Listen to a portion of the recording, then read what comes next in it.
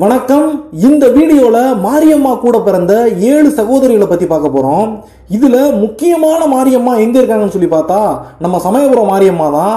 இந்த எல்லா மாரியம்மாவுக்கும் தலைமை பீடமாக சமயபுரத்துல உட்கார்ந்து எல்லாரையும் தலைமையேற்று வழிநடத்தக்கூடிய அம்மா சமயபுரம் மாரியம்மா தான்.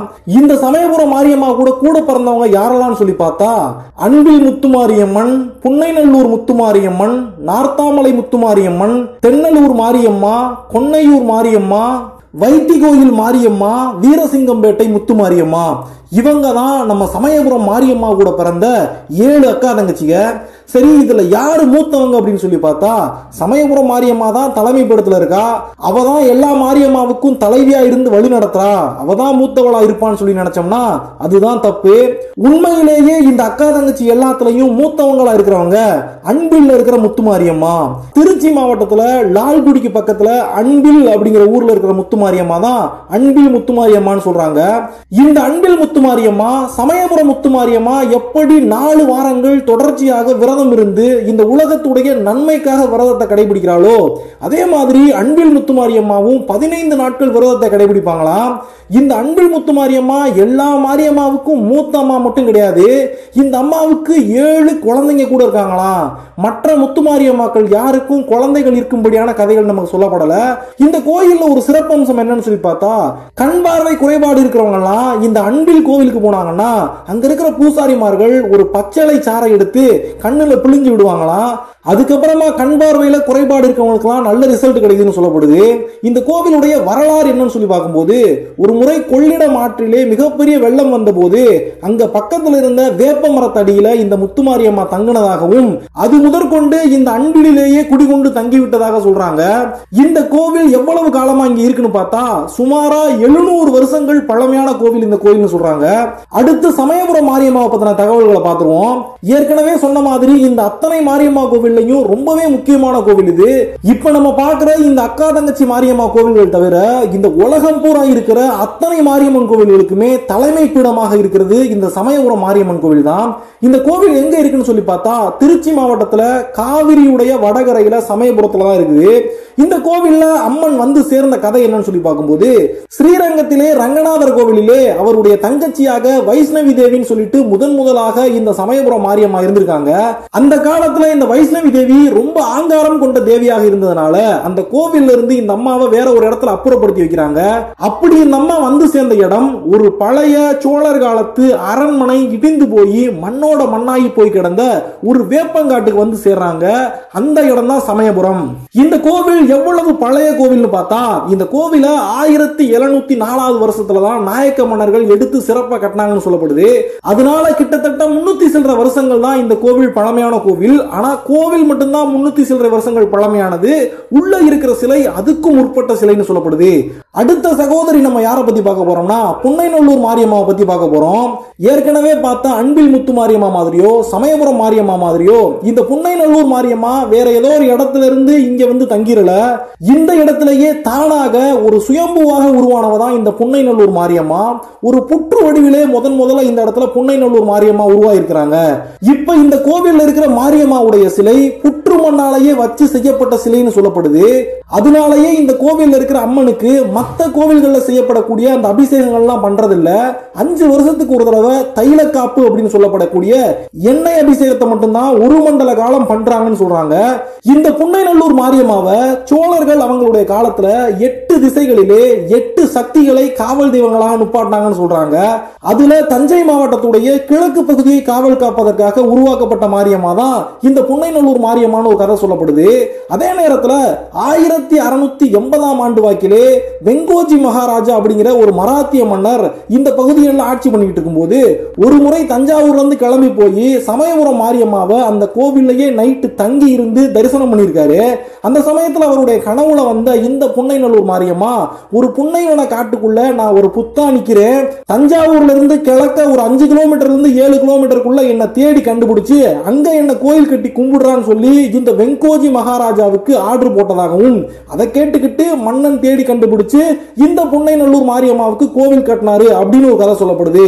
சரி, எவ்வளவு பழமையான கோவில் இது அப்படின்னு சொல்லி பார்த்தா 1680 இந்த வெங்கோஜி மகாராஜா தான் பார்த்து இந்த கோவிலை கட்டினாருன்னு எடுத்துக்கிட்டோம்னா சுமாரா 340 வருஷங்கள் பழமையான இது கோவில். கோவில். ஆனா சோழர் காலத்திலே இந்த தெய்வம் வழிபடப்பட்டதுன்னு சொல்றத வச்சு பார்க்கும்போது அதுக்கு முன்னாடியே இந்த அம்மனுடைய வழிபாடு ஏதோ ஒரு காலத்துல தொடங்கி இருக்கலாம் நம்ம தெரிஞ்சுக்கலாம். அடுத்த சகோதரி யாருன்னு பார்த்தா நார்த்தாமலை முத்துமாரியம்மன். மத்த எந்த கோவிலுக்குமே இல்லாத ஒரு மிகப்பெரிய சிறப்பு இந்த நார்த்தாமலை மாரியம்மாவுக்கு என்ன இருக்குன்னா, மேலமலை, கோட்டமலை, கடம்பர் மலை, பறையர் மலை, உவக்கர் மலை, ஆளுருட்டி மலை, பொம்மாடி மலை, மண்மலை, பொன்மலை, இப்படி 9 மலைகளுக்கு நடுவிலே இந்த நார்த்தாமலை முத்துமாரியம்மா உட்கார்ந்துருக்காங்கன்னு சொல்றாங்க. சரியா எந்த இடத்துல இந்த கோவில் இருக்குன்னு பார்த்தா புதுக்கோட்டை மாவட்டம் நார்த்தாமலை அப்படிங்கிற ஊர்ல தான் இந்த கோவில் இருக்கு. இன்னொரு சிறப்பம்சம் என்ன சொல்லப்படுதுன்னா, ராமாயண காலகட்டத்தில் லக்ஷ்மணனை காப்பாற்றுவதற்காக அனுமாரு சஞ்சீவ மலையை தூக்கிட்டு பறந்து வரும்போது அந்த மலையிலிருந்து சில பாகங்கள் உதிர்ந்து விழுந்ததாகவும் அதுதான் இந்த இடத்துல இருக்கக்கூடிய இந்த அத்தனை மலைகளும் சொல்லப்படுது. எப்படி சஞ்சீவி மலையில நிறைய மூலிகைகள் கிடைக்குமோ அதே மாதிரி இங்க இருக்கிற அத்தனை மலைகளிலும் பலவிதமான மூலிகைகள் கிடைக்கும்னு சொல்றாங்க. இங்க இருக்கிற கோவிலுக்கு எப்படி மாரியம்மா வந்து சேர்ந்தான்னு சொல்லி பார்த்தா, முற்காலத்திலே இந்த பகுதியில வயல்வெளியில கண்டுபிடிக்கப்பட்ட இந்த மாரியம்மாவை கோயில் அர்ச்சகர் இந்த இடத்துல ஸ்தாபிச்சு பலகாலமாக இந்த அம்மா கும்பிட்டு வரப்படுறான்னு சொல்றாங்க. அடுத்து தென்னலூர் மாரியம்மா.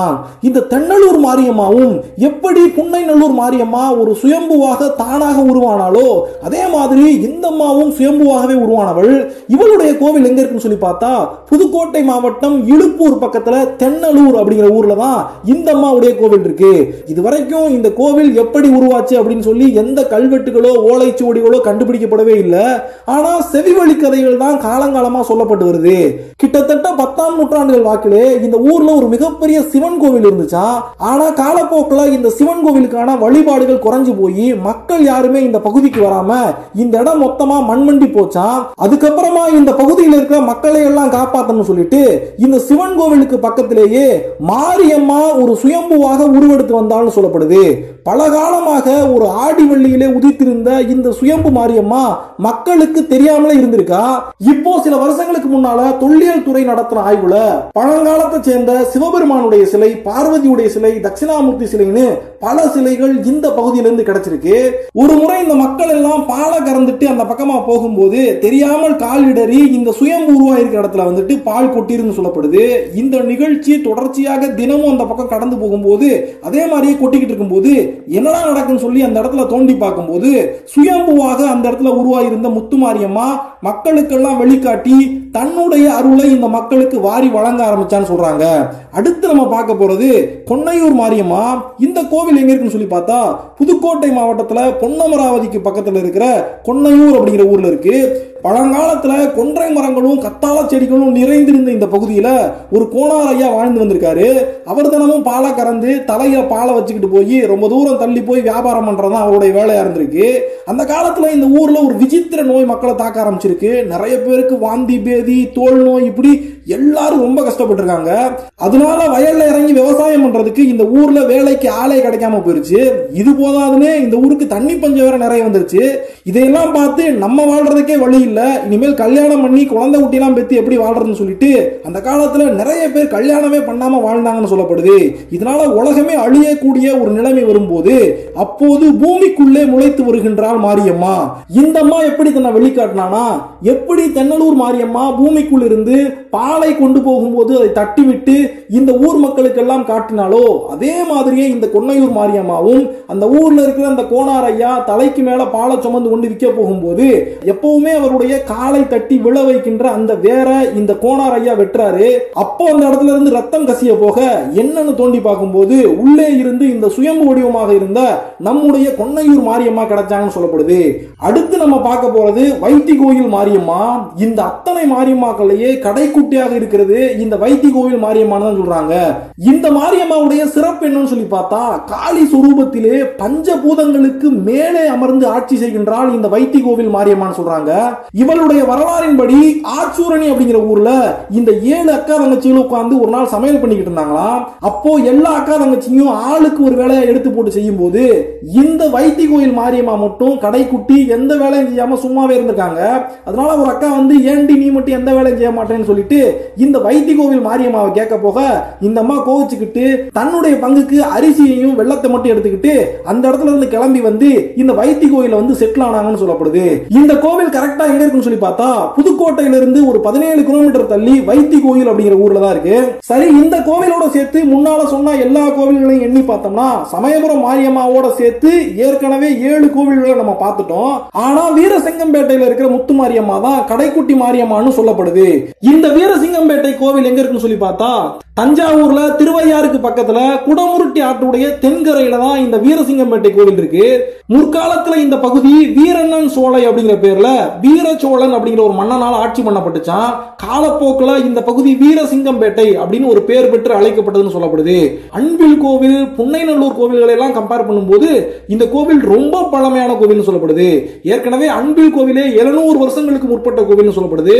சோ இந்த வீரசிங்கம்பேட்டை கோவில் அதற்கும் முற்பட்ட கோவில் சொல்லப்படுது. இதுதான் மாரியம்மாவுடைய சகோதரிகளை பத்தின தகவல்கள். இந்த வீடியோ உங்களுக்கு பிடிச்சிருந்துச்சுன்னா ஒரு லைக் கொடுங்க. இந்த வீடியோ எப்படி இருந்துச்சுன்னு கமெண்ட்ஸ்ல சொல்லுங்க. உங்களுக்கு பிடிச்ச கோவில்கள், உங்களுக்கு பிடிச்ச தெய்வங்களை பத்தி வீடியோக்கள் போறதுக்கு இந்த வீடியோவுடைய கமெண்ட்ஸ்ல சொல்லுங்க. இதே மாதிரியான ஆன்மீக தகவல்களை நீங்க தெரிஞ்சுக்கிறதுக்கு இந்த சேனலை சப்ஸ்கிரைப் பண்ணி பெல் ஐகானை கிளிக் பண்ணி ஆல் அப்படிங்கிற ஆப்ஷனை தொட்டு வச்சுக்கோங்க. நன்றி, வணக்கம்.